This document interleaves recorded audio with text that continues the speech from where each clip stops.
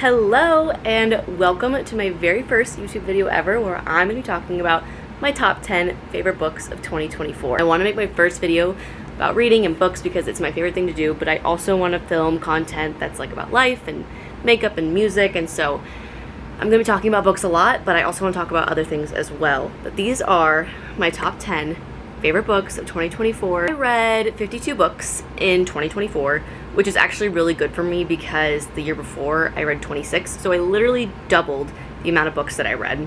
And I read a lot of romance. I read a lot of fantasy romance. I also dabbled in some thriller and some historical fiction. So that's kind of in this stack as well. And I'm just excited to talk about my top 10 favorite books. So starting with a few honorable mentions that aren't in the top 10, I first have That's Not My Name by Megan Lally. This book really surprised me. It is the first thriller that I read in a really long time. It was a YA thriller, which again surprised me some more, and it was super duper short. I read it in like 2 days, but basically it's about this teenage girl that wakes up on the side of the street and has no memory of how she got there or who she is, and she gets taken to the police station, and a man shows up and says that he is her father, and she does not recognize her name. There's also another dual POV in this book from a boy who his girlfriend has just gone missing. And yeah, I really like this one. I gave it 5 stars. It didn't quite make it to the top 10, but it is an honorable mention. Another honorable mention that I have is The Rulebook by Sarah Adams. This is my very first Sarah Adams book, and I loved it. Sports romance, super duper cute. I would recommend this book to anyone who loves romance, and it's short. I listened to the audiobook. Amazing audiobook. And then my last and final honorable mention is literally anything by Lynn Painter. Right here I have The Do-Over by Lynn Painter. I freaking love Lynn Painter. She writes the cutest rom-coms. She writes YA and adult rom-coms. They are a little spicy for the adult ones, but she writes amazing books. That I have right here, The Do-Over. I have the cutest edges.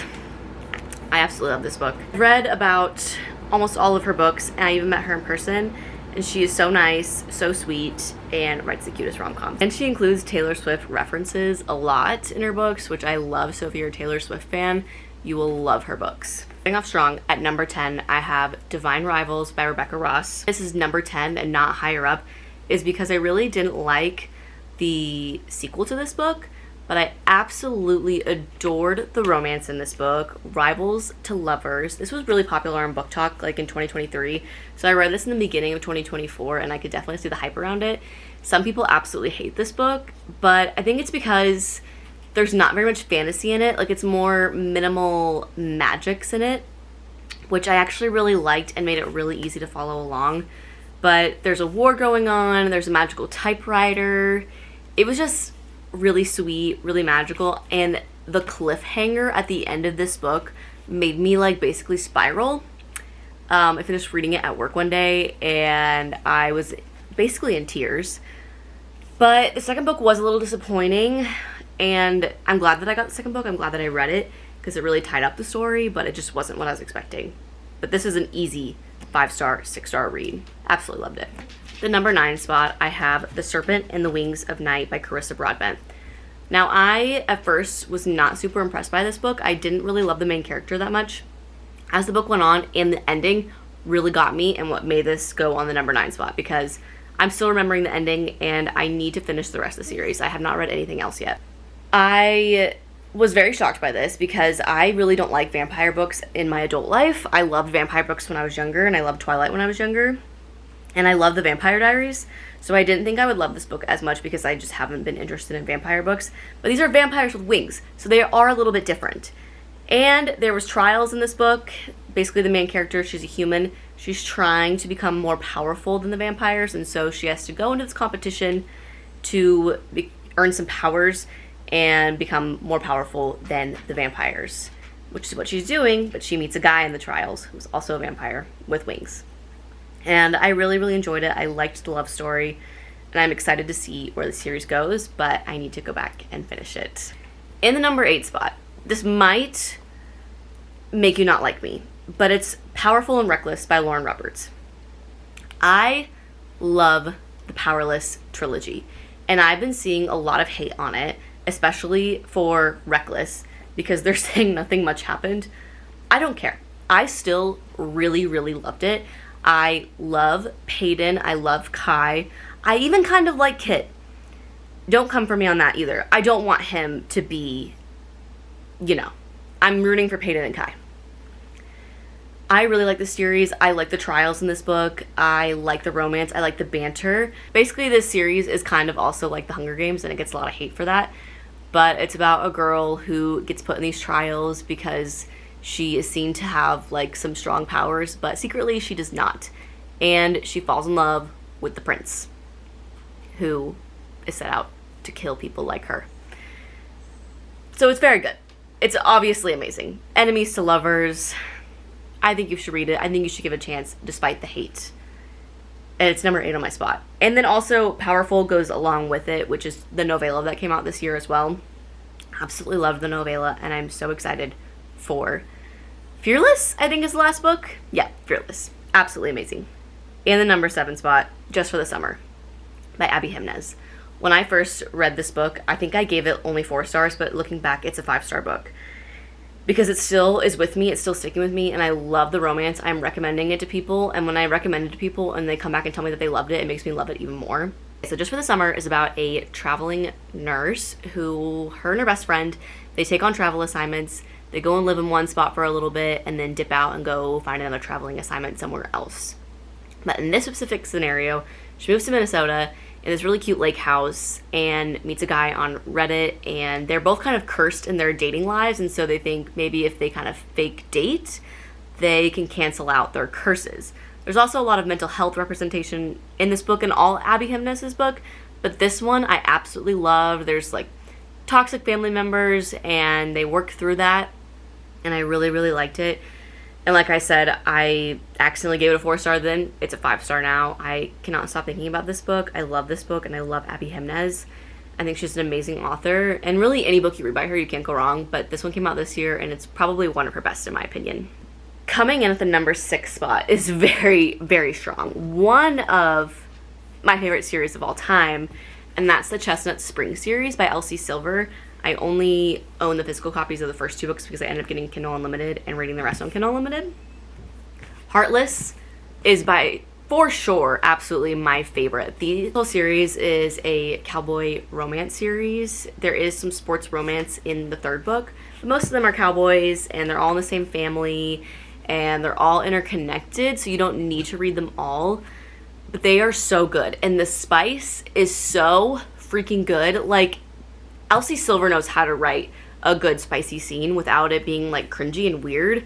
And the men in her books are top tier men. Like, a man written by a woman is absolutely perfect already, but a man written by Elsie Silver is significantly better than many other men written by authors. So 10 out of 10 would recommend this series. I gave every book in this series 4 stars or higher. This one, 5-star. Powerless, the 3rd book, also 5-star. And Reckless, the 4th book, loved that one as well. Theo, he is amazing. Cade, also amazing. 5-star series, truly. I loved them and would recommend. I recommend these all the time, people. And I think that they're like, cowboy romance. No, it's not like that. It's not like yeehaw cowboys. It's like hot cowboys, okay? Like riding bulls, things like that. So you need to read these immediately. Coming in, hi buddy. Number 5, my number 5 spot. Can I get my books? Number 5 spot is a series that is so near and dear to my heart now, and it is the Magnolia Parks Universe series, Magnolia Parks and Daisy Hates. I read the first 3 books in 2024, and I was obsessed with them. And then the ending of the 3rd book made me bawl my eyes out, and I could not go on. And so I took a break, and I have now read the 4th book in 2025, so I'll be talking about that. And I'm currently on the 5th book, and I'm almost finished with it, so I will be talking about those soon. But I've read the first 3 in 2024, and I was obsessed with them, and I was recommending it to so many people. And it's hard to recommend these books because there is a lot of cheating in it, and you find that out right away. But the writing in it is so poetic. Like, Jessa Hastings knows how to write like poetry in book form, and the characters in this book, they like talk to you in such a poetic way that doesn't feel abnormal. So the first book, Magnolia, is Magnolia and BJ's story, and they have a really long history, and he cheated on her and they've been broken up for a while, so it's kind of going back and forth with that. But you do later find out like the reasoning and their mental health issues, so it makes sense what happened. Not saying that that's ever okay, but like it really helps you understand them better. So just so you know, it's not all extremely terribly toxic, and it gets better. So Daisy Hates, this story is about Daisy and Christian, and it also follows her brother, who's basically like a crime lord in London, and you get to see all of his shenanigans of being a crime lord. Basically, their parents died when they were young, and so they also have a rough past full of mental health issues. And then the third book that absolutely destroyed me, I'm not going to tell you what happened in it, also follows Magnolia and BJ's story once again, and then the fourth book is Daisy's story again, fifth book's Magnolia's story. The ending of this book absolutely destroyed me. Like, I was sobbing, crying, but it's so worth it. And if you love a good cry, like, you will love this book. My tabs just fell out. I tabbed so much of this book, I don't even know if you can see it. So many amazing quotes in all these books, and if you read these books, you'll be sobbing your eyes out, laughing, crying, all the things, but it's so worth it. Like, it's an emotional roller coaster. Some people hate it.